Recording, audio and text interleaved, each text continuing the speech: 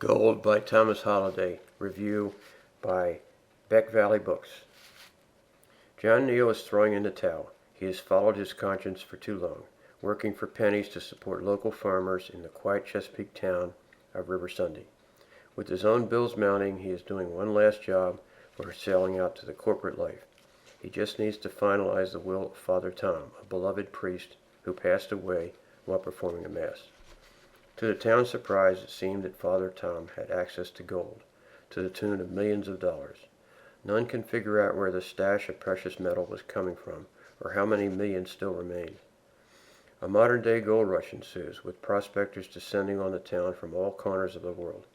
John struggles to fend off the enthusiastic claims of the church, as well as the scrabbling efforts of neighbors, while making his own furious explorations of the brush-encrusted fishing property Father Tom maintained.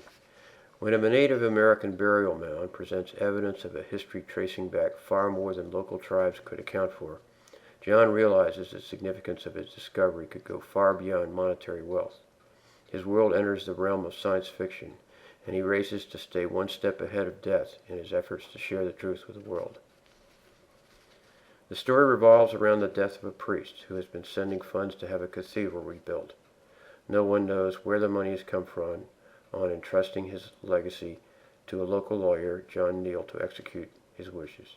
During his investigation, a trail of murder and a treasure hunt ensue with historic relevance to where the alleged treasure is resting. The storyline will have you hooked from page one. The novel takes us along the path of a hidden treasure and the thrill and excitement of trying to locate it. The language, text, and short chapters give the reader plenty of time to digest the storyline. The characters are excellently portrayed, and you feel you are beside them and want to offer them your help. The novel has several twists and turns which keep the reader guessing. This is the third novel I've read by this author and hope to read any further work he publishes. The author adds to the novel with the research he has done into the Native American tribe, along with Inca and Mayan traditions. As in all good tales, good versus bad, who will triumph? When or if the treasure is found, who will reap the rewards? If you like a book with mystery, murder, and history, this is the perfect read for you. From the book. Within a few feet, she reached a pile of stones. They were stacked on the side of the mound. The slope went another 100 or so feet to where it reached its highest point and leveled out. "Look," she said, as she pointed at the rocks. The odd-sized stones, which at one time had probably fitted snugly, were stacked with open areas and appeared ready to collapse. John noticed that the stonework formed two side walls, as well as a large pile at the back, resting against the slope of the mound.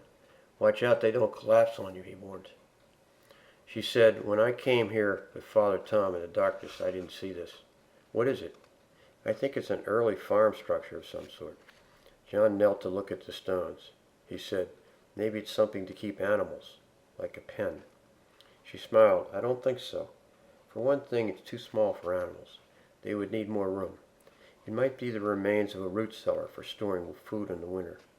The walls stood about 4 feet apart, and she crawled between them towards the back wall. "You think there might have been a roof over this, like it was a hut of some kind?" asked John. "Maybe. Most important, though, is the fact that the stones are stacked like a wall. That shows a human touch, that a man or woman designed this. It didn't occur just from nature." She continued, "The stones are pretty well sunk into the earth here, like they've been here a long time."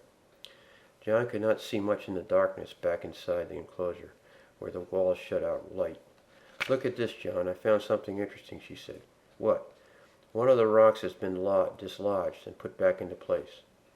Maybe Father Tom was looking at it. After all, he was the only one in here that I know of for the last few years."